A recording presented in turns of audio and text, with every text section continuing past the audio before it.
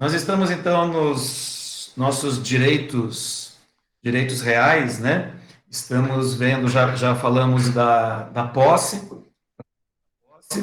estamos tratando agora da propriedade, e na questão da propriedade, nós já classificamos, fizemos a classificação da propriedade e entramos na aquisição da propriedade, e agora estamos vendo as formas de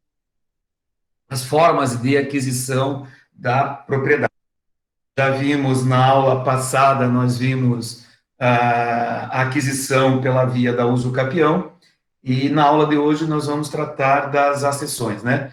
Lembra que eu falei, nós temos, nas formas, nós dividimos em aquisição derivada e aquisição originária. Na aquisição originária, nós temos a usucapião e temos as acessões, que nós vamos ver hoje. E na derivada, nós temos o registro imobiliário, o registro do título e a sucessão hereditária. Então, no slide da semana passada, os últimos slides, eles tratam do registro de título. A gente vai deixar isso para um momento futuro, porque eu quero terminar primeiro as originárias, né, que é o usucapião e a acessão, depois a gente vai falar do registro, e sucessão a gente já falou no semestre passado, ok? Então, nos situamos na matéria aqui, forma de aquisição da propriedade, né, aquisição da propriedade, uma das formas originárias é a acessão. E o que vem a ser a cessão? A cessão é tudo aquilo, eu tenho um bem imóvel, tudo aquilo que é acrescentado nesse imóvel, seja de maneira natural ou artificial, ou pela ação humana, né? Tudo isso daí a gente chama de acessão. Então, tudo que é acrescentado ao imóvel é acessão. Então, eu posso dizer que acessão é, por exemplo, eu tenho um terreno, uma área de terra nua, sem nada, construo uma casa em cima. A construção dessa casa é uma acessão, porque tudo aquilo que eu coloco em cima da terra, tudo aquilo que eu ponho em cima desse imóvel, é uma outra propriedade, e imóvel também, aumenta aquela propriedade que eu tinha, ela é maior agora, e a posse, né, perdão, a propriedade da casa, da residência agora, ela se dá para o proprietário da área pela via da acessão. Forma, a plantação, né, por exemplo, se você tem uma área de terra, uma fazenda, um sítio, e faz ali uma plantação e essa plantação e os seus frutos fazem parte da propriedade, ou seja, o proprietário da área adquiriu a propriedade da plantação pela acessão. Então, a acessão, a gente já falando aqui, nós temos duas formas. A forma natural, que acontece, por exemplo, quando um rio seca, né? Você tem a propriedade, a propriedade tem um rio. Esse rio seca com a área de terra. Você ganhou essa área de terra. É uma forma de exceção. Ela é natural. Ou industrial ou artificial, que é quando os exemplos que vi anteriormente, né? É construção ou plantação, coisa que é feita pela ação humana. Eu tenho essas situações. Quando há um acréscimo, né, na área da propriedade imóvel, quando eu tenho um acréscimo, esse acréscimo, a propriedade, né, referente a esse acréscimo, também ela vai, via de regra, ao proprietário do imóvel original, e a gente diz que essa é a forma de acessão, né? São as acessões para que eu adquira a propriedade daquele aumento, daquele acréscimo do imóvel que não havia antes da construção, antes da plantação, antes do rio secar, antes do rio mudar o curso, enfim, as várias situações que as acessões nos dão conta e que tem previsão legal. Então, né, quem está acompanhando pelo slide, né, o primeiro slide que tem o conteúdo, ele já vai falar ali que o artigo 1248, ele traz as 5 formas de acessão, né? Formação de ilhas, aluvião, avulsão, abandono de alvio, plantações ou construções. A gente vai tratar cada uma delas de maneira separada agora e explicando como que elas funcionam na vida prática, né? Como que isso se dá e como que se opera no nosso ordenamento jurídico. Bati errado aqui, vamos para o próximo slide. Bom, formação de ilhas, né, gente? O que, que é formação de ilhas? Primeiro, a gente tem que trazer na nossa cabeça aqui como que é a propriedade de uma ilha, ou quando que o particular pode ter propriedade de uma ilha. Nós falamos aqui de ilhas fluviais, ilhas que estão nos rios, nos córregos, nos riachos, enfim, nas áreas de água doce aqui, não as ilhas marítimas, as ilhas marinhas. Essa é um outro caso, né? E elas não se formam dentro de uma propriedade. Eu não sou dono de um pedaço do oceano, eu posso ser proprietário, ser titular de domínio de uma área de terra onde tenha uma corrente de água ali dentro, tá? Primeira coisa que a gente tem que saber, se eu tenho uma área de terra e nessa terra passa, por exemplo, o Rio Paraná, que é navegável, aí tudo que tiver dentro desse rio não é meu, é da União, porque a própria Constituição e o Código de Águas vão dizer que os rios navegáveis, né, as ilhas dos rios navegáveis, ou aquilo que surgir numa ilha que apareça para outro num rio que é navegável, essa propriedade não é minha, ainda que esse rio faça parte, esteja dentro da minha propriedade. Essas águas não são, eu não tenho direito sobre elas.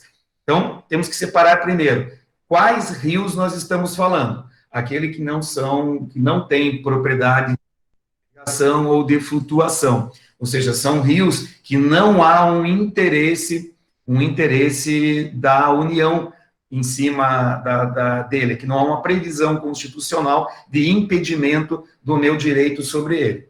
Então, se eu tenho dentro da minha área de terra um fluxo de água que passa ali e surge uma ilha, de repente, pelo assoreamento, pela baixa da vazão, ela surge, aparece uma ilha, ela vem para uma superfície de terra.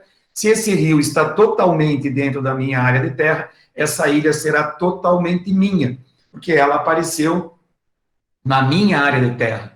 Então, está ali o leito do rio, né? Dentro do leito do rio não tinha uma ilha, agora tem. Essa ilha passa a ser minha, ok? Então, essa é uma das situações em que há a formação de ilha, né? Isso tem previsão legal, está ali no slide para vocês, o Código Nacional de Águas, né? É um decreto 24643 de 1934, ele vai tratar dessas situações, e tem também a questão da previsão constitucional sobre o direito das águas, né? De quem é o uso das águas e como que elas se comportam, tá? O Código de Águas também vai regular isso daí. Então, quais são as águas da União? As existentes em terreno do seu domínio, ou seja, os terrenos que são da União, se a área é da União, esse rio, essa água, esse fluxo de água é deles. As que banhem mais de um estado, porque a Constituição, só deixa eu fazer um parênteses, acho que eu não expliquei, a Constituição vai dizer que as águas, né, os fluxos de águas, os rios, riachos, córregos, eles podem ser de particulares, quando não tem interesse de navegação ou de direito de flutuação, e eles são, ou de outra forma, eles são da União ou dos estados. Quando que são de um ou quando que são de outro? Como que a Constituição dividiu isso?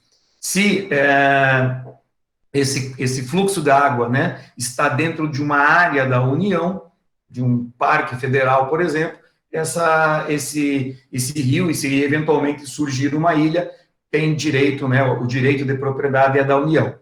Aqueles que passam por mais de um estado, né, os rios que atravessam mais de um estado, por exemplo, o Rio São Francisco, ele é um rio pertencente à União, ele corta mais de um estado. As que sirvam de limites entre países, né, o Rio Paraná, além de estar em mais de um estado, ele faz divisa com outro país, então ele é uma corrente de água da União. E os que nasçam dentro do Brasil e vão para outro outro território estrangeiro, para outro país, ou, né, que nasçam em território estrangeiro e venham para dentro do Brasil. É o caso do rio Amazonas, por exemplo, né, que ele também passa por mais de um estado, mas ele vem de um outro país para dentro do nosso país, ok? Os demais rios, eles estão dentro dos... esses rios que a gente tem dentro do nosso estado, né, rios que cortam o nosso estado, vamos pegar aqui o rio Jaquara, ali em Morretes, ele é um rio estadual, porque ele nasce ali na Serra do Mar, próximo a Curitiba, e deságua ali na região de Barreiro, em Morretes. Ele não ultrapassa os limites do estado do Paraná, então ele é um rio estadual. Aí a gente tem, vocês podem acompanhar, quem estiver acompanhando pelo slide, tem a figura, né, dessa formação de ilha dentro de uma área de terra. Então, tem ali no slide a área de uma pessoa só, tem o curso d'água e apareceu uma ilha no meio. Quando essa ilha surgiu, ela não existia ali antes, ela apareceu, ela surgiu, seja pelo assoreamento, seja pela baixa do curso da água, né, da corrente do rio, da quantidade de água, né, do volume de água, houve uma baixa, essa ilha surgiu, essa ilha de quem que é? No caso aqui é um tal de Patrício, no nosso exemplo, essa área de terra no meio desse rio que corta a sua propriedade, passa a ser dele. Porém, eu posso ter um rio dividindo duas propriedades, né? Esse rio pode estar entre duas áreas de terra, né? Então, na margem esquerda é um proprietário ou mais de um proprietário, e na margem direita também é um proprietário ou mais de um proprietário. Quando há um fluxo de água corrente que divide propriedades, a linha divisória é justamente o centro do leito do rio, é a medianiz, né? A gente pode chamar isso. Se eu traço uma linha reta no meio do leito do rio. Então, eu tenho de um lado uma margem, de outro lado outra margem. Aqui, nesse vão, é o rio. Eu passo uma linha ao meio. Tudo que está para esse lado aqui é de um proprietário, tudo que está para esse lado é do outro proprietário.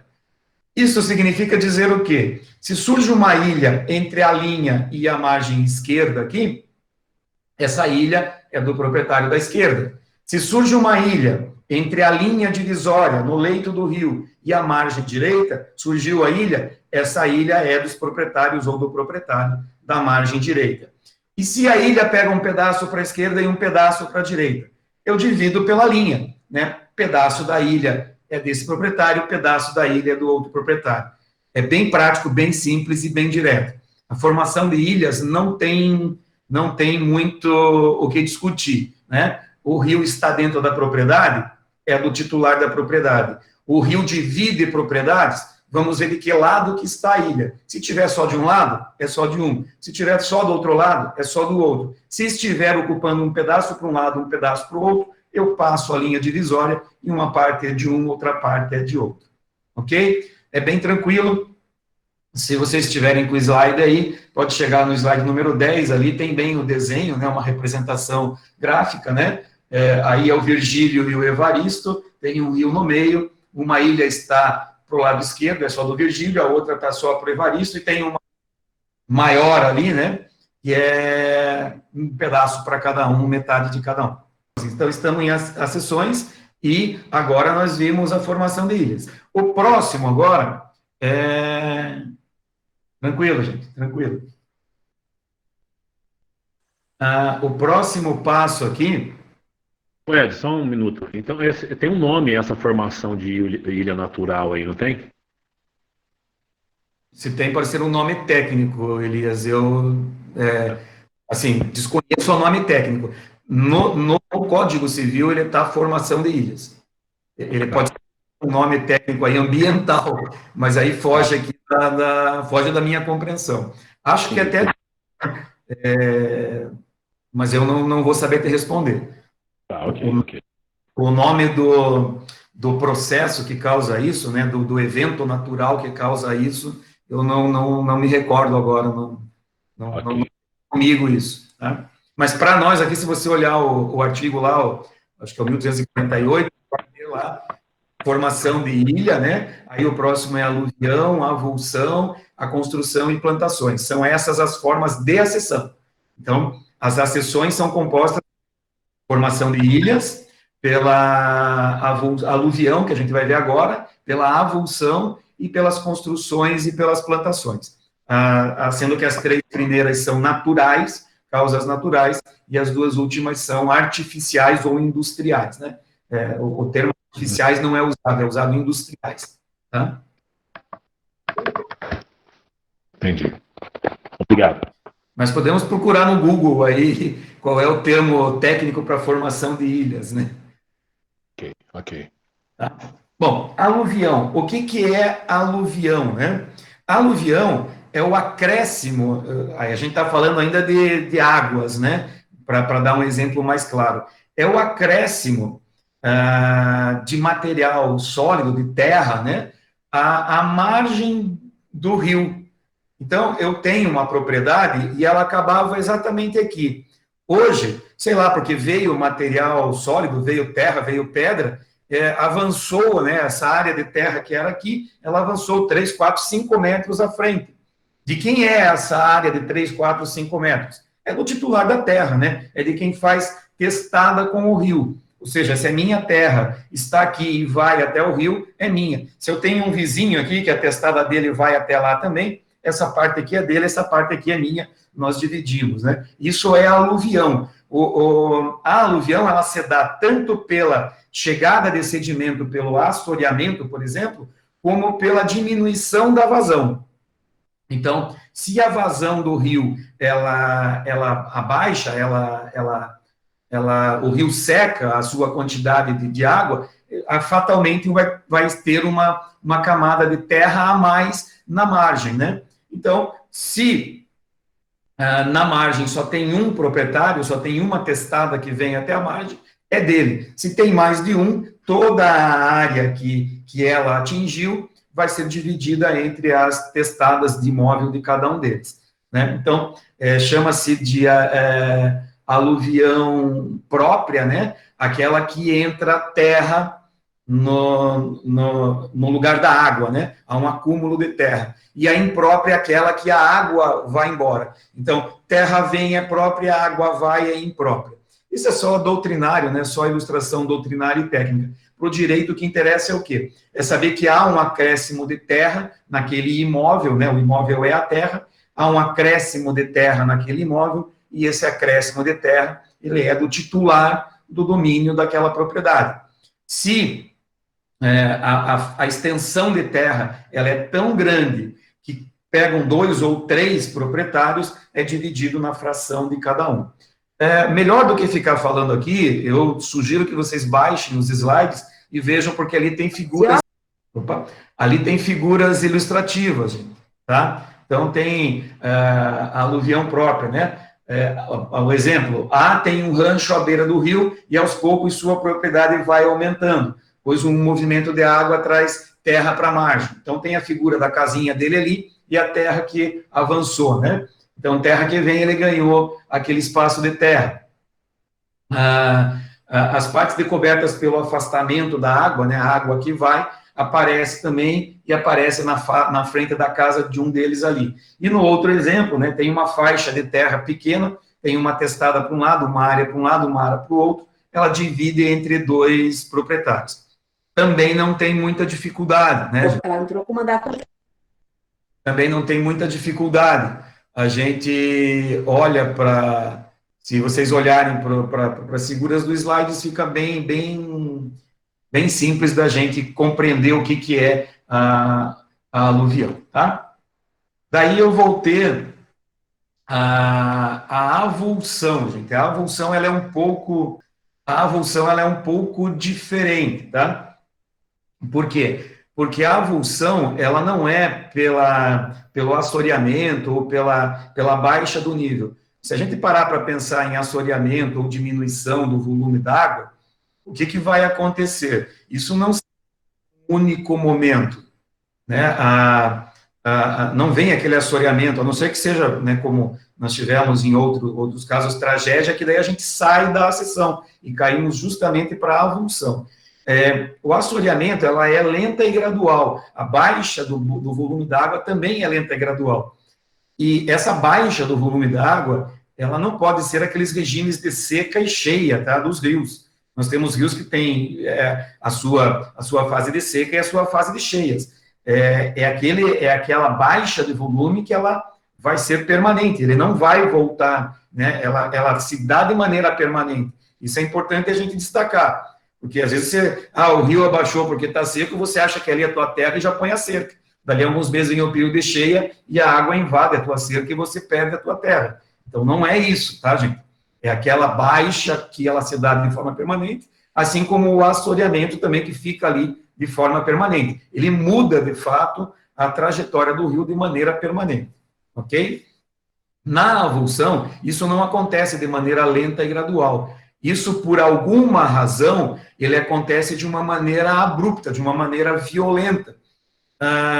Não sei se vocês lembram, em 2011 teve um evento aqui no nosso litoral, uma chuva muito forte, e na comunidade ali de Alexandra e Floresta, ali ficou devastado. Tinha um rio, esse rio mudou de lugar totalmente, ele foi para outro lado, um volume de terra desceu, destruiu toda a vila, casas e estabelecimentos comerciais que tinham ali, foi tudo destruído, né? Pedras, né, desceram ao monte, árvores, enfim, foi na Serra da Prata, boa parte da encosta desceu, concentrou naquela descida daquele rio e veio destruindo tudo, inclusive destruiu as pontes ali da 277, foi todo em março foi 11 de março, se não me engano, né, 2011, aconteceu tudo isso. Então, se a gente olhar essa comunidade, o rio passava num lugar, né, ele passava num canto, de repente a minha terra o rio estava dentro da minha propriedade. Agora esse rio mudou de lugar, ele saiu da minha propriedade e foi para outro lado. Por quê? Porque um volume muito grande de terra saiu de uma propriedade e veio para a minha. Houve uma troca aí, onde tinha rio agora tem terra, onde tinha terra agora tem rio. Ou seja, eu ganhei terra e outra pessoa perdeu terra, de alguma forma. Então, a avulsão isso, é quando por uma violenta força natural, né, uma porção de terra se destaca de um lugar e vai parar em outro. Ele sai de um lado e vai parar em outro. É como se você tivesse uma margem que está em frente à tua casa, onde você tem ali uma plantação, essa margem ela se destaca dali e encosta num outro lado, numa outra propriedade, tá? O que acontece? Aqui alguém perde propriedade e alguém ganha propriedade, tá? Ela vai ter um decréscimo para cá e um acréscimo para lá. Essa pessoa que ganhou propriedade, esse aqui, né, perdeu e ganhou, esse aqui que ganhou a propriedade, ele tem que indenizar quem perdeu a propriedade. Poxa, mas não é culpa dele e tal. Sim, não é, mas se eu tenho como provar que essa terra, né, ela saiu de um lado e parou lá na tua propriedade, ela saiu de um canto e foi para outro, eu perdi e você ganhou, então você tem que me indenizar. Né? Se eu perdi e você ganhou, eu tenho direito à indenização do valor dessa terra. Né? De que maneira que isso é feito? Né? É feito a pedido daquele que perdeu, aquele que perdeu faz o pedido judicialmente, e o outro daí é obrigado a pagar. Isso pode ser pela via administrativa, por um acordo, né, administrativo, ou pode ser pela via judicial. Até porque as áreas, né, elas se modificaram. Eu tenho que modificar a escritura dessa terra, como tenho que modificar, a matrícula, né, o registro dessa terra, como tenho que modificar o registro e a matrícula dessa. Se aqui tinha 1.000 metros quadrados e agora tem só 600, ele perdeu 400, ele não, né, há inclusive impacto fiscal, não sei se paga IPTU, ITR, mas enfim, teve um impacto inclusive fiscal, porque esses impostos são cobrados de acordo com a área. O outro, né, sei lá, tinha 1.000, agora tem 1.400, ele ganhou, ele também tem que pagar mais impostos. Então, há toda uma mudança fática, né, que implica em surgimento de direitos aí, outros fatos jurídicos, inclusive tributários, né? O prazo para que quem perdeu recorra, né, peça, a indenização é de 1 ano, é um prazo curto. Tá? No slide seguinte, o exemplo da avulsão, né? Terra que saiu de uma propriedade e foi para outra propriedade. Então, um deles perde, o outro ganha. Isso tem que ser por força natural, tá, gente? É por força natural. Se alguém tira a terra de um lado e põe para o outro, isso não é avulsão, tá? Isso não é avulsão, ok? Bom, ainda, né, o Código Civil vai falar no 1251 que se eu não concordar ou não quiser indenizar, eu recebi a terra, não quero indenizar, eu tenho que devolver a terra para o lugar da onde ela veio, tá? Então, eu tenho que fazer toda uma manobra operacional para fazer isso daí. Às vezes, e tem que ser por minha conta ainda, né? Então, às vezes, o custo para retirar essa área e devolver para o proprietário anterior é mais caro do que a indenização, tá? Então, o que nós temos aqui? Já vimos. Bom, aí no final do slide é assim, a indenização mantém íntima relação com a vedação do enriquecimento sem causa, né? Ou seja, não dá para você pedir pela porção de terra 2 vezes o valor que vale toda a propriedade, né, que ficou sem aquele pedacinho, né? A indenização tem que levar em conta o quê? Quanto que desvalorizou o imóvel, né?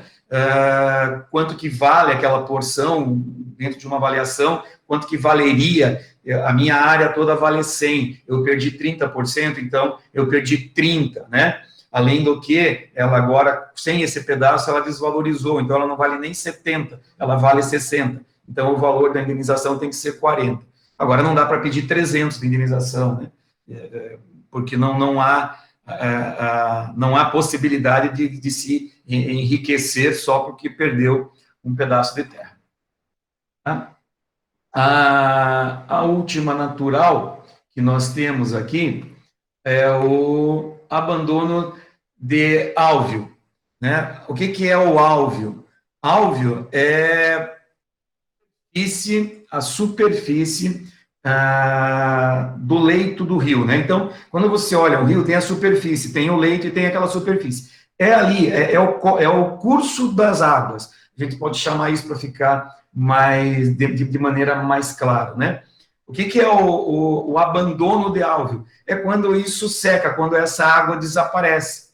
Então, se a água desapareceu,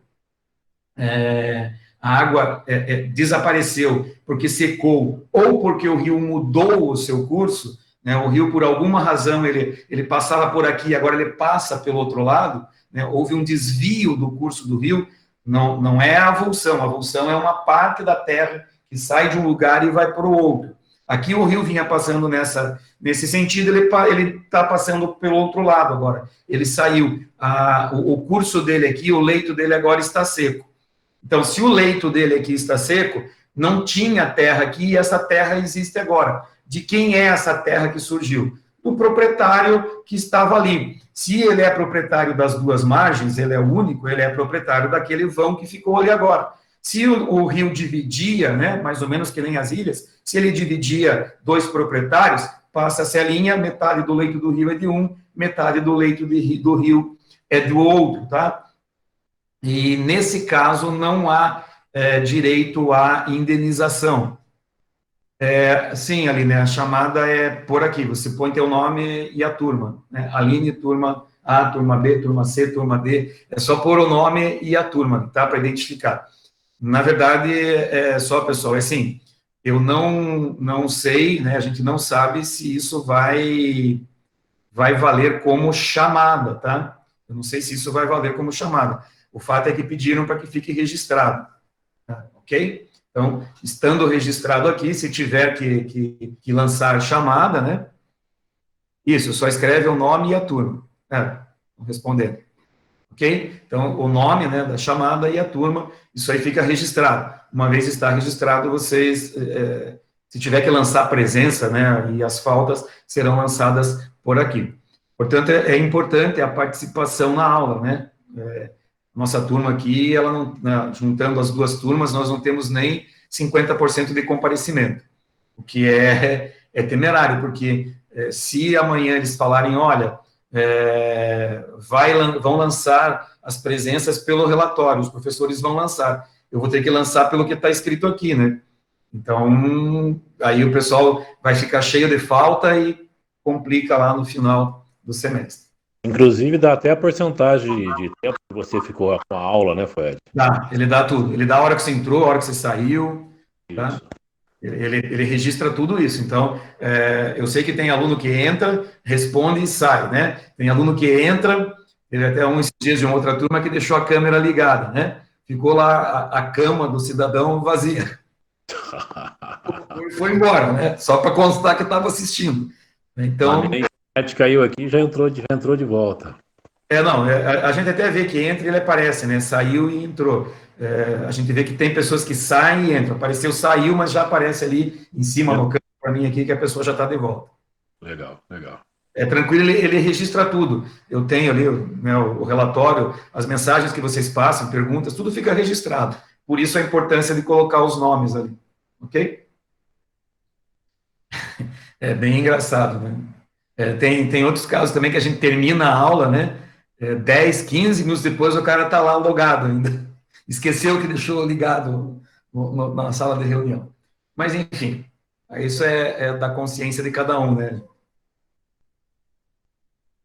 Da minha turma, ninguém reclamou, gente.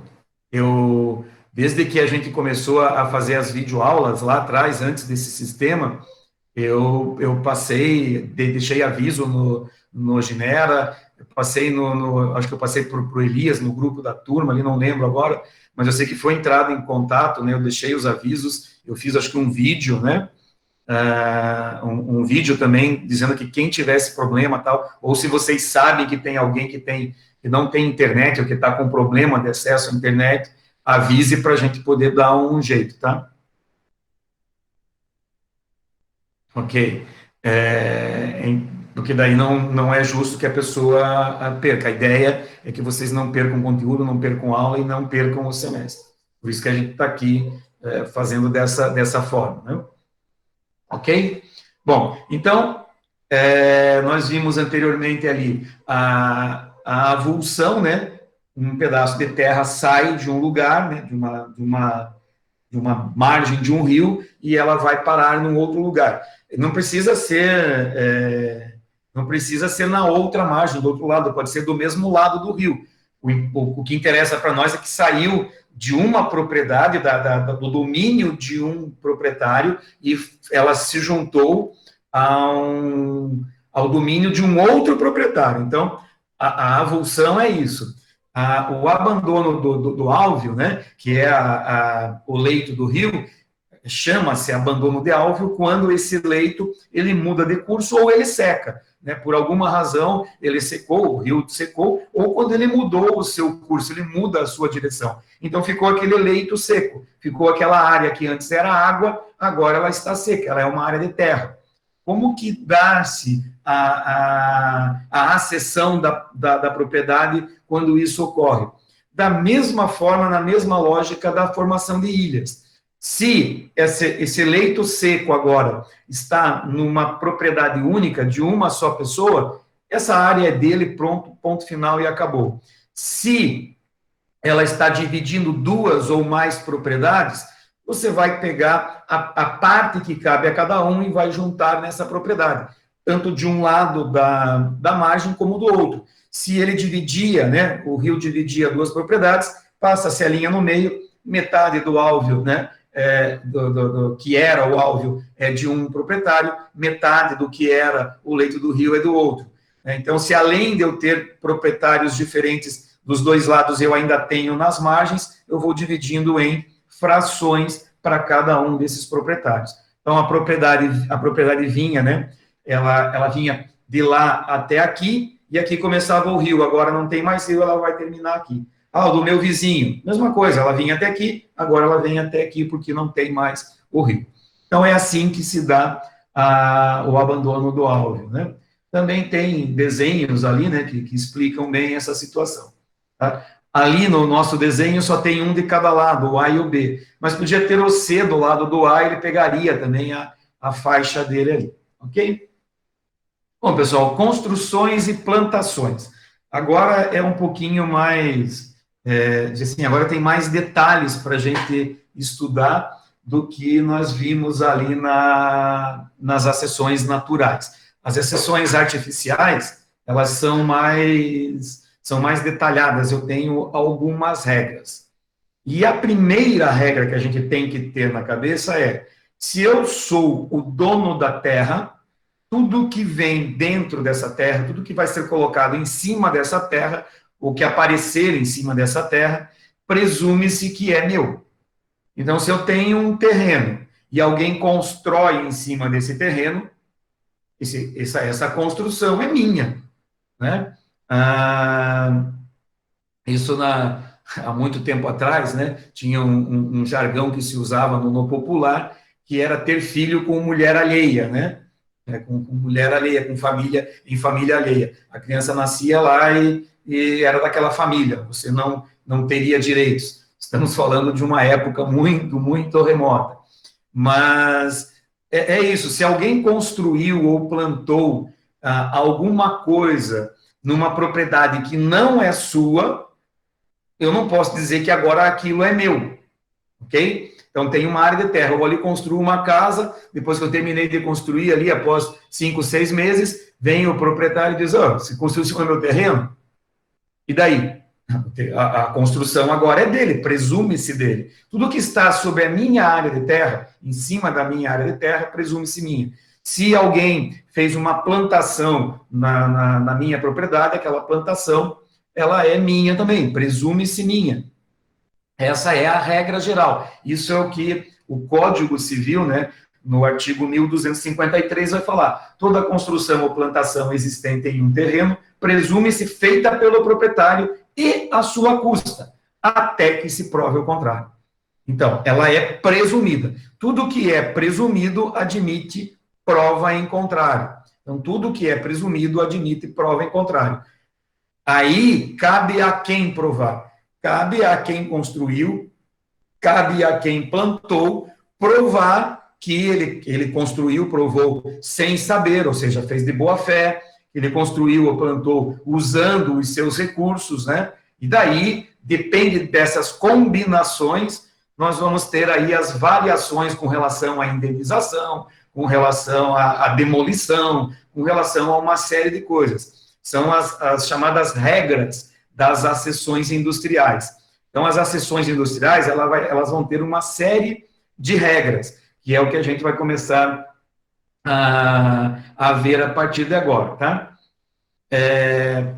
Lembrando, né? Por ser uma coisa industrial, ou seja, por ser uma coisa que teve a ação humana, quem exerceu esse ato, quem praticou esse ato, é que tem que provar todas as suas circunstâncias, né?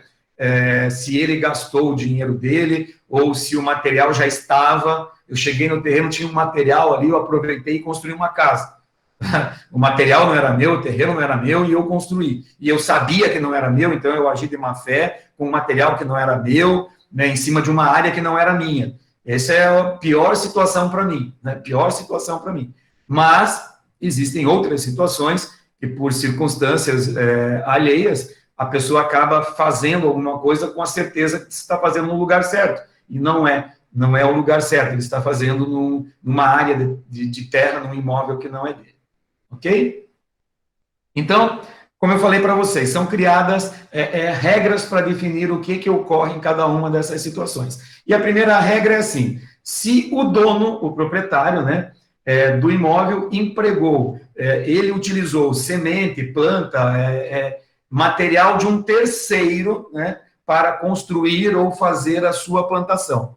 Ele pegou aquele material, pegou aquelas sementes, pegou aquelas plantas e fez as mudas, né? E fez a sua plantação ou fez a sua construção, mas ele estava de boa fé, ou seja, ele pegou o material, né, os recursos para construir ou para plantar, pegou de terceiros, mas ele não sabia, ele não tinha essa noção. Houve uma confusão, uma mistura, ele achou que era dele quando no fim não era.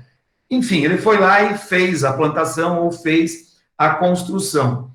Nesse caso, o que ele está obrigado a pagar ou a indenizar? Não cabe indenização, né? O que cabe é é pagar pelo que ele se apropriou do outro, certo? Ou seja, se eu gastei 10 mil em sementes, eu tenho que devolver para o dono das sementes 10 mil. Só isso. Por quê? Porque eu plantei na minha terra e plantei de boa fé.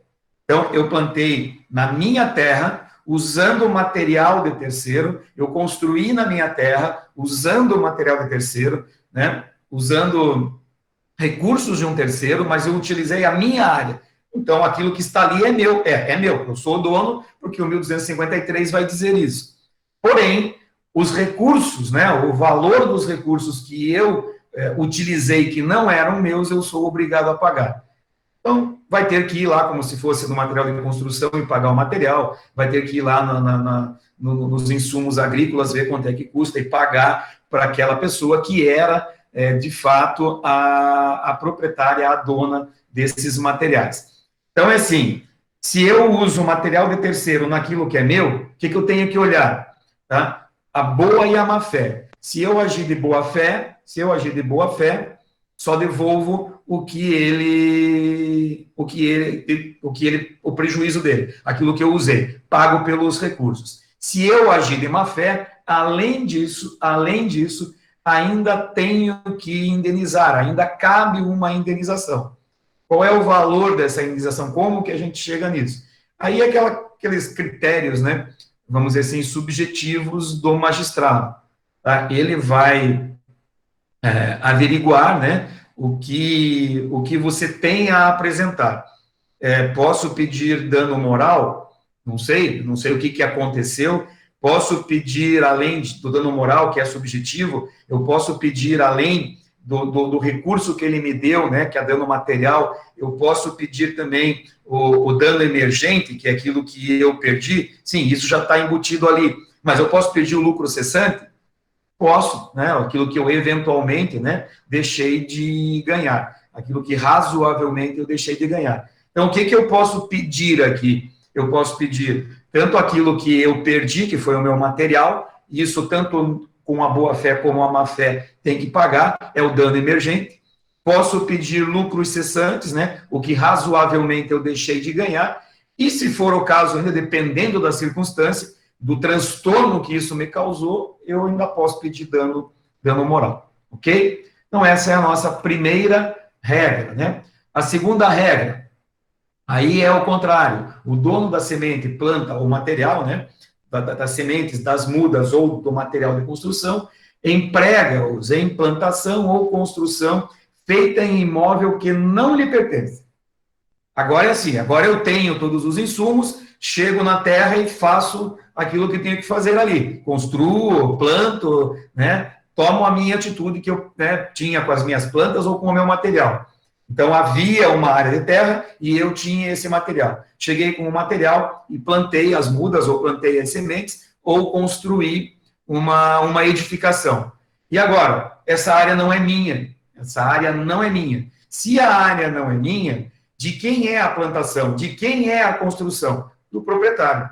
Então, a construção, a plantação, via de regra, é do proprietário. Aquilo que eu fiz ali, vai ficar para o proprietário, ok? Então, se eu fiz isso também de boa fé, se eu achei que aquela era a minha área, né? Alguém demarcou e disse, não, é aqui o teu lote de terra, eu fui lá e fiz, se eu agir de boa fé, eu vou ser indenizado, tá? Eu vou ser indenizado. Se eu agir de boa fé, eu vou ser indenizado. Isso de forma independente, não depende se o proprietário agiu de má fé ou de boa fé. Porque às vezes o proprietário olhou, né, e falou assim, pô, ele está construindo uma casa, eu vou deixar, vou ganhar essa casa. Né? Eu sei, eu sou estudante de direito, eu já aprendi que quando fazem as coisas naquilo que não é dele, ele perde. Ah, ok, legal, deixa ele construir. Isso é má fé do proprietário. Se ele sabia que estava equivocado, ele deveria chegar e avisar, dizendo, olha, você não pode construir aqui. Você tem que retirar, pare com a construção, retire isso, pare com a plantação, enfim, pare agora porque você não pode, essa área não é sua. Isso seria a boa-fé. Se ele não fez isso, ele agiu de má-fé. Agindo de má-fé ou de boa-fé, o proprietário, não importa. Ele é obrigado a indenizar aquele que gastou os seus recursos na área que não era dele. Tá? Então, se ele, dono da semente, agiu de boa-fé, ele tem direito à indenização. E daí não importa a boa ou má-fé do proprietário. Agora, se ele sabia que não era dele, se ele sabia que aquele local ele não poderia fazer, e mesmo assim ele fez, mesmo assim ele foi lá e fez, ou seja, ele agiu de má fé, aí eu estou falando do dono do material, do dono das mudas, do dono das sementes. Ele tinha o material, ele tinha as sementes, ele tinha as mudas, e de má fé ele foi na área, no imóvel que não era dele, e fez ali a construção ou fez a sua plantação. Nesse caso, ele não vai receber nenhuma indenização. Nesse caso, ele não vai receber nenhuma indenização. Salvo que também ele prove que o proprietário estava de má fé. Ou seja, os dois estavam de má fé. Aí, quando a má fé está dos dois lados, então o proprietário tem que pagar pelo que ele gastou. Não é indenização, é só o valor do que ele gastou, ok? Então vamos lá. Segunda regra. Eu não tenho área de terra, né? Não tenho essa área, não é minha, mas eu tenho os insumos, tenho os recursos. Vou ali e faço uma plantação ou uma construção. Primeiro caso, agir de boa fé. Tenho direito a receber aquilo que eu gastei. E daí não interessa o proprietário. Agir de má fé. Se eu agir de má fé, a regra geral é não vai receber nada. Por quê? Que a regra geral é não vai receber nada. Porque a boa fé é presumida. Então, se o proprietário está de boa fé, não recebe nada. Agora, se o proprietário está de má fé, aí é obrigado a repor e a pagar os prejuízos que ele sofreu. Tá? Ainda nesse mesmo caso, ou seja, se a plantação ou o valor da construção ultrapassa o valor da área, digamos, eu venho numa área que vale 15 mil reais e construo uma casa de 40 mil reais. A minha casa vale mais do que o terreno. Ou seja, se eu estava de boa fé, né? Se eu estava de boa fé, a área vale 15, o cara tem que me devolver 40 daquilo que eu gastei. Poxa, é negócio para ele me pagar 40 ou é negócio, de repente, ele me vender o terreno pelos 15 que vale? Né? Então, quando isso acontece, o 1255, lá no seu parágrafo único, vai dizer que é um direito daquele que utilizou os seus recursos no imóvel alheio, é um direito dele de adquirir o terreno. Então, não é uma questão de vamos negociar. Quanto que vale o teu terreno? Vale 15. Ok, o terreno vale 15. A minha construção vale 300 mil. Hoje vale 300 mil. Tá? Eu estou dando esses valores porque é um exemplo que aconteceu conosco aqui no nosso escritório. É bem isso. O cara arrematou um terreno por 15 mil reais. Né? Ele foi, a arrematação, a avaliação era 15 mil, ele gastou 15 mil e tinha o título do pagamento de 15 mil, só que ali já tinha uma área, uma casa, um rolo de sobreposições de área, e ele chegou para pegar o terreno e tem uma casa ali em cima. É um sobrado grande, com piscina, e a avaliação do sobrado é em torno de 300 mil reais, dá 280 mil. Então, o que acontece, né? O advogado até disse que ia de molino, não sei o quê, aí eu falei, não, dá uma olhadinha lá no 1255 que você vai ver que não é assim que funciona, né? Como o valor da propriedade que está em cima do terreno é maior, ele tem o direito, inclusive, né, de uma consignação e pagamento. Não precisou chegar a isso, a gente acertou, foi pago os 15 mil e ele ficou com a área para ele. Houve a transferência daí daquela arrematação para o dono que estava com a casa ali. Ok? Então, para a gente exemplificar, se o valor daquilo que eu investi numa área que não era minha, ele superar em muito, né, for um valor muito acima do valor da área, eu tenho o direito de adquirir pagando o preço, né, o valor correspondente. Tá? E mais ainda, né, Se nós não chegarmos a um acordo de quanto vale, o quanto tem que ser devolvido, o juiz é quem arbitra esse valor. Tá? Outra regra, né?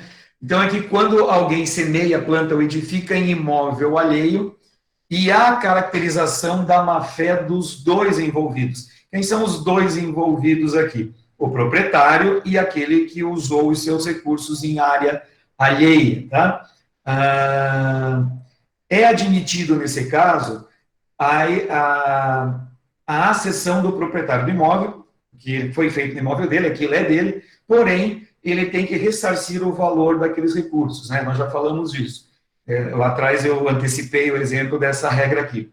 Então, se o titular da semente, da muda ou do material, ele sabia que estava em terra alheia, e o titular do domínio, né, sabia que estavam plantando ou construindo na sua terra, e todo mundo ficou quieto, por consequência, isso é do proprietário, fica com ele, né, a plantação ou a construção, pela via da acessão, porém ele tem que pagar o que aquele outro, né, o que o titular dos materiais ali gastou. Tá? A próxima regra vai dizer assim, se o plantador ou o construtor, enfim, o terceiro ali, a pessoa que tem os recursos, ela faz uma plantação ou uma construção. Primeiro, a área não é dela. Segundo, os recursos também não são dela. Ou seja, aí eu peguei muda de um e construí no terreno do outro. Né? A planta, o material, a muda, a semente, não é nem do imóvel, nem do dono do imóvel e nem dele. O que acontece? A acessão é do dono do solo, é do dono da terra. O proprietário da terra, ele tem o direito de acessão, então, tanto a construção quanto a plantação feitas naquele terreno, naquela área, são dele, proprietário da terra. Tá? E essa pessoa que plantou lá, ela é obrigada a indenizar o dono do material, né?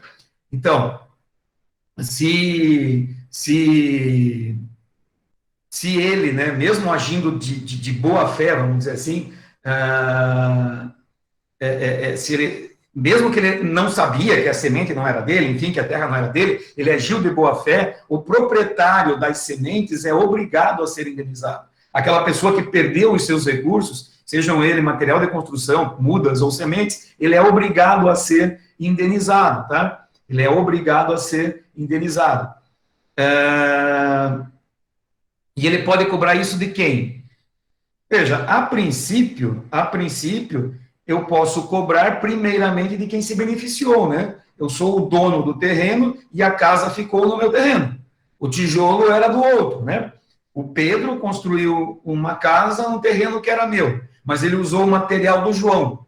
A casa vai ficar para mim, é isso que a lei diz. A casa é minha agora.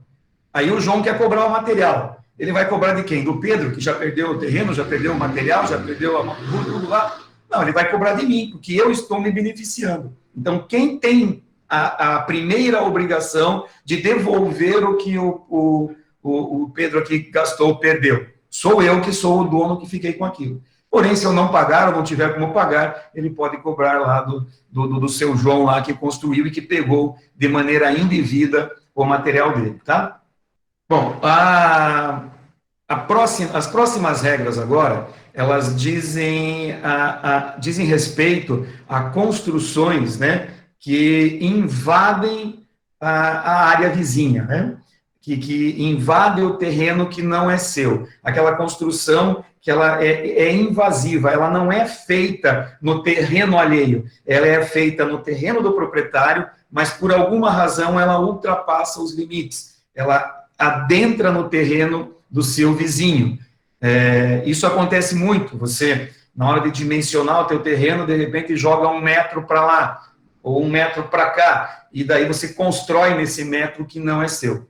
Tá? Como que isso funciona, né? Como que isso vai funcionar? A regra geral também aqui é que a invasão dentro de um certo limite, dentro de um certo limite, se eu invadir a área de outra pessoa e construir ali, essa pessoa aqui vai perder essa porção de terra dela. Ô, professor, quer dizer que se entrarem na minha área e construírem, eu perco a minha parte? Perde, né? A acessão, né? É uma acessão do construtor. Ele, né? Se ele está agindo de boa fé, a gente já vai ver as regras aqui, mas a regra geral é essa: dentro de um limite de boa fé, ele perde a fração de terra que foi invadida pelo seu vizinho, tá? E daí nós temos algumas regras, tá? Quando que acontece isso de eu perder a minha faixinha de terra, o meu metro de terra que o outro invadiu? Né? O meu vizinho resolveu construir uma garagem e entrou 1 metro no meu terreno e eu perdi 1 metro. Agora eu quero que ele me devolva 1 metro, vou tentar brigar na justiça, procuro um advogado, o advogado vai dizer para mim, olha, estudei teu caso, mas você não tem direito. Ao invés de pedir a tua parte de volta, vamos pedir a indenização, né, o valor dessa área aqui, vamos pedir a reposição, que ele pague o valor da área para você e, eventualmente, até a desvalorização do imóvel, ok? Então, a primeira regra, que é essa, né, de que eu vou perder essa terra, ela tem que ter 3 requisitos presentes. Primeiro, que a invasão ela foi menor do que 1/20, ou até 5% da área, né? Então, se eu tenho uma área de 100 metros quadrados, essa área que eu perdi não pode ser superior a 5 metros quadrados. Se eu tenho uma área de 1.000 metros quadrados, né, essa invasão não pode ser superior a 50 metros quadrados, ou seja, 5% ou 1/20 ou 1/20 da área, né? Eu pego a área, pego a minha área em metros quadrados, divido por 20 e tenho ali a fração máxima que pode ser invadida pelo meu vizinho. Segundo, ele estava de boa fé, Por alguma razão, ele tinha certeza e convicção de que aquela área era dele, ele não estava invadindo nada, tá? E terceiro, né, que o valor da construção seja maior do que o valor da área. Ou seja, o que eu gastei na construção é 30 mil, e aquele pedacinho de terra vale 10 mil, 5 mil. Então, o valor da construção é superior, eu agi de boa fé, e, acima de tudo, não ultrapassou 5%. São 3 requisitos. Isso a gente tira da onde? Está no artigo 1258, lá do Código Civil. A leitura do artigo, a gente vai tirar isso. Então, nesse caso específico, aquele que invadiu, ele tem a acessão daquela faixa, daquele pedaço de um canto, pode ser, enfim, tem aquela porção que ele invadiu, passa a fazer parte, né, a ser incorporada no imóvel dele, na área de terra dele. Tá? Bom, aí outra regra agora mudando, né? Se o construtor estava de má fé, né, para aquele que adquira por acessão a propriedade de porção de até 1/20, ou seja, aqui agora é a mesma regra, né? A mesma regra, porém ele estava de má fé, ele sabia que não era dele e mesmo assim ele invadiu, tá? Sendo, né, sendo o valor da construção tão alto que não permita demolir aquilo ali, ele está obrigado a indenizar. Mas agora a indenização não é sobre o valor da área e a desvalorização do imóvel, simplesmente. Agora a indenização, eu vou calcular o valor da área e a indenização pela desvalorização do imóvel e vou multiplicar por 10. Então, se no exemplo anterior, quando a pessoa estava de boa fé, ela fez aquilo de boa fé, ela perdeu lá, sei lá, tem que pagar 10 mil da área e o imóvel desvalorizou 15, ele tem que devolver, né, tem que indenizar aquela pessoa que perdeu em 25. Aqui, se for a mesma hipótese de valor, 10 e 15, 25, eu multiplico por 10 e tem que indenizar em 250. Essa é a regra lá do parágrafo único do 1258. Para que isso? Para evitar que haja a esperteza, a má-fé, a malandragem entre o vizinho, né? tem uma área aqui do lado da minha, essa aqui é um loteamento que está há muito tempo abandonado, eu vou pegar 1 metro, 2 metros aqui para o lado, meio metro, eu sei que eu estou invadindo, eu sei que eu estou fazendo errado, e se eu estou de má fé, o multiplicador aí é por 10. Tá? Terceira regra, caso a construção invada, né? Ou seja, agora nós vamos pegar aqueles 3 requisitos e vamos mudar cada um deles. Se a porção for superior a 5%, a 1/20 ou a 1/20, tá? Aí eu vou ter o seguinte, se eu estou de boa fé, né? Se eu estou de boa fé, mesmo assim ela sendo superior,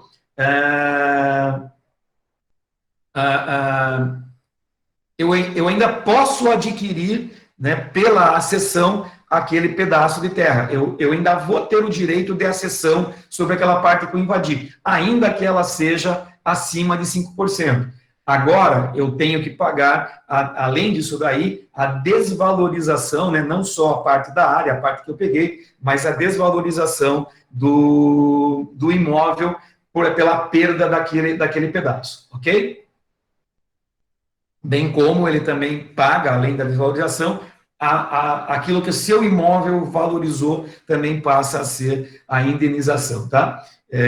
Então, eu tenho que pagar tanto a desvalorização de um, quanto a valorização do meu. Né? O meu valorizou, o dele valorizou. O meu subiu 10, o dele baixou 10. Eu tenho que dar 20 para ele. Além do 15 que valia a faixa de terra. Então, a minha meu pagamento agora é 35. Ok? Nesse caso, né? Nesse caso de eu estar de má fé, de eu invadir acima do limite, mas estar de má fé, nesse caso é a questão da demolitória. É a única situação em que cabe a demolitória. E aqui ainda a demolitória pode ser impedida, né? Se houver a manutenção de interesse de terceiros. O que isso significa? Se eu invadir mais de 5% e estava de má fé, aí eu não tenho direito à acessão. Eu não vou ter direito a adquirir a propriedade. Então, eu estava de má fé e invadi mais de 5%. O que vai acontecer? Eu vou perder. Então, vão ter que demolir aquilo que eu construí. E além da demolição, além de eu perder aquilo ali, não ter o direito à acessão, eu ainda tenho que indenizar em dobro. Então, vamos pegar lá o que é a indenização, né? Calcula-se o que aquela pessoa perdeu, deixou de ganhar, enfim, o lucro cessante, o dano emergente, se for o caso até o dano moral, chega a ser um valor de indenização de 30 mil e dobra isso para 60 mil. É assim que funciona. Então, eu vou chegar, quem paga a demolição é quem fez a besteira, né? Aquele que invadiu, o construtor, tá? Pessoal, aqui só para vocês entenderem, tudo que a gente falou aqui é a aquisição da propriedade. Então, nós estamos falando de acessão industrial. É quando eu tenho o direito de adquirir uma propriedade além da minha. Né? O que é uma propriedade além da minha? É quando eu construo, é quando eu planto, ou é quando alguém planta, alguém constrói, ou até mesmo quando eu invado uma propriedade que não é minha. Isso me dá direito de acessão. Só não dá direito de acessão quando? Quando eu vou invadir, né? Quando eu invado e ultrapasso os 5% e estou de má fé. Aí sim, aí além de arcar com as custas da demolição, como o Lohan perguntou, eu ainda tenho que indenizar e indenizar em dobro aquele que perdeu a sua faixa de terra. Ok? Pessoal, por hoje era o que tínhamos, as acessões, né? Vimos mais uma forma de aquisição da propriedade. As duas originárias nós já vimos, que é o uso capião e a acessão, ok? Agora eu pergunto para vocês, alguém quer fazer alguma pergunta? Alguém anotou alguma coisa? Alguém ficou com alguma dúvida? Todo mundo lançou o nome?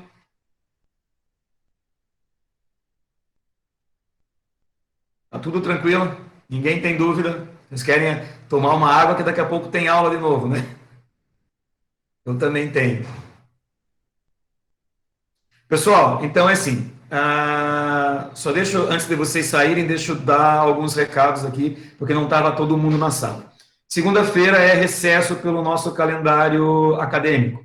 É isso aí, Moisés, não esquece de pôr o nome. Segunda-feira é recesso, é o dia da nossa aula, mas como é recesso, nós não teremos aula.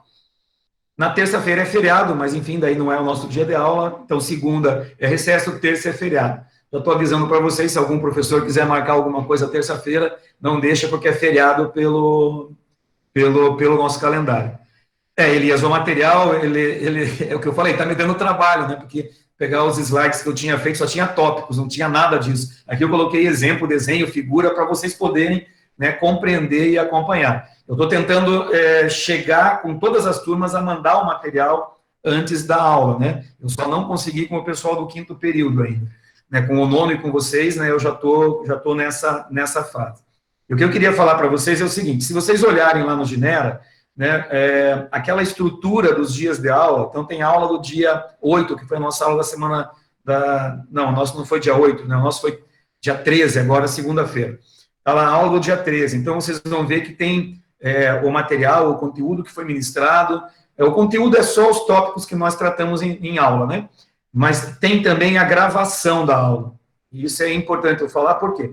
Porque se você quiser rever a aula, você tem ela disponível ali. E como eu estou vendo aqui, nós chegamos a ter 46 alunos online, né?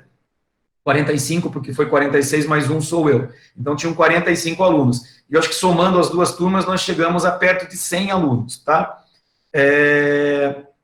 Muita gente não assistiu nem a aula passada e não assistiu a aula de hoje. Com relação à frequência, eu não tenho muito o que fazer, porque ela está registrada aqui, mas o conteúdo está lá disponível, tá? Então, o conteúdo está lá disponível. Vocês podem rever, acessar, ver trechos do vídeo a hora que vocês quiserem, ok? Inclusive, para as atividades, né, se quiser usar, vai estar disponível lá. A aula de hoje eu não consigo colocar imediatamente após, porque eu vou cortar algumas coisas da aula, que não precisa ficar lá, como esses avisos, por exemplo, né? Eu tiro eles, e a gente deixa lá só o conteúdo. Aulas online duas, Bruno, a de segunda e a de hoje. Nós tivemos 2 aulas online, né, ao vivo, assim. Aí tem aulas lá que são vídeos gravados, tá? E tem que estar, você vai no Ginera, tem os links lá de aula, de vídeos, né, de videoaulas. Eu tenho dois conteúdos lá, as videoaulas, né, da quarentena, e as aulas telepresenciais, tá, gente? E é o que a gente está tratando hoje aqui. Eu chamei de telepresenciais, as aulas como a gente está fazendo aqui, porque você tem que estar presente aí e eu tenho que estar presente aqui. Nós só não estamos presentes fisicamente, mas estamos virtualmente, né? Eu acho que eu brinquei lá que virtual não é o oposto de não real, né? Ele é o antagônico de pessoal, de estar junto, tá? Beleza, gente? Tudo certo? Bom, Abraço, Fred. um abraço para vocês também, um bom final de semana. Obrigado aí pelos elogios, todo mundo, né, falou bem da aula, espero que eu esteja atendendo a expectativa de vocês. Tá? Boa noite, bom final de semana e até sexta-feira que vem, tá? Eu marco e já mando no grupo ali pro Elias e já ponho no Ginera o link para a aula, tá, pessoal? Olhem o Ginera, é importante que vocês olhem o Ginera. Tudo que a gente fizer vai estar lá, aviso, link, tudo lá, tá bom? Beleza? Bom descanso para vocês, bom final de semana. Beijo no coração. Um abração. Outro, até a semana que vem, fique com Deus aí.